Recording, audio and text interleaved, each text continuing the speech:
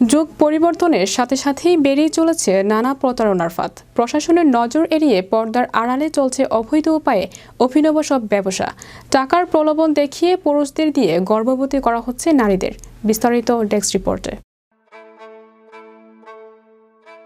নারীদের গর্ভবতী করতে পারলেই লাখ লাখ টাকা রোজগারের সুযোগ। প্রতারণার রমরমা কারবারের পর্দাফাঁস হতেই দেশ জুড়ে শোরগোল।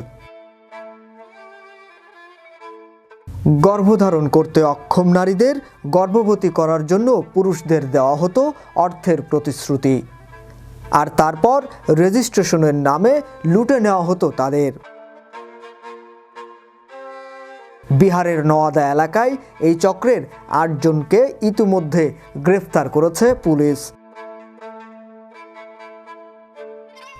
নওয়াদা জেলায় অল ইন্ডিয়া প্রেগন্যান্ট জব নামে একটি সংস্থা পরিচালনার জন্য ৮ জনকে গ্রেফতার করা হয়েছে।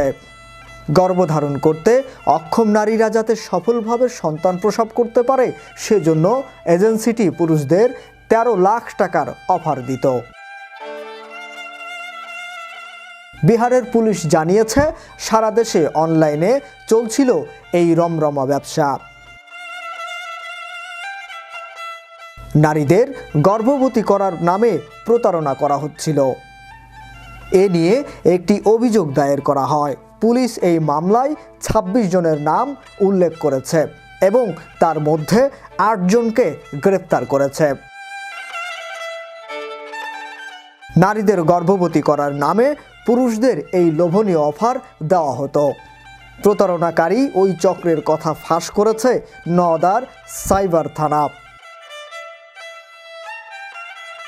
তথ্য অনুযায়ী অভিযুক্তরা নারীদের ছবি অনলাইনে সংগ্রহ করত। এরপর তাদের থেকে ব্যক্তিগত নানা তথ্য নেওয়া হয়।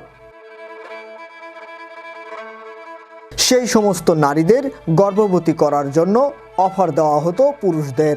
গর্ভবতী হলে ১৩ লাখ টাকা এবং না হলে ৫ লাখ টাকা দেওয়ার প্রতিশ্রুতি দেওয়া হয়েছিল। গোয়েন্দা তথ্যের ভিত্তিতে গেল শুক্রবার একটি বাড়িতে হানা দেয় পুলিশ।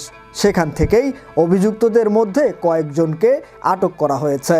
পুলিশ জানিয়েছে, এই চক্রের সঙ্গে মোট ২৫ থেকে ৩০ জন ছিনতাইকারী জড়িত ছিল। ওই অভিযানে ৯টি মোবাইল, প্রিন্টার ও ডাটা উদ্ধার করেছে পুলিশ। ডিএসপি কল্যাণ আনন্দ জানান, অভিযুক্তরা অল ইন্ডিয়া প্রেগন্যান্ট জব নামে একটি সংস্থার মাধ্যমে প্রচারণা চক্রটি চালাচ্ছিল। তারা নারীদের গর্ভবতী করার নামে পুরুষদের সঙ্গে প্রতারণা করে মোটা অঙ্কের টাকা হাতিয়ে নিত। তিনি জানান, অভিযুক্তরা রেজিস্ট্রেশনের নামে অনলাইনে ৭৯৯ টাকা দাবি করত। এরপর সিকিউরিটির নামে ৫ থেকে ২০ হাজার টাকা নেওয়া হতো। তবে তারা কতজনের সঙ্গে এমন প্রতারণা করেছে তা এখনও জানা হয়নি। অভিযুক্তদের ফোন থেকে পাওয়া তথ্যের ভিত্তিতে অনেকের সঙ্গে কথা বলেছে পুলিশ।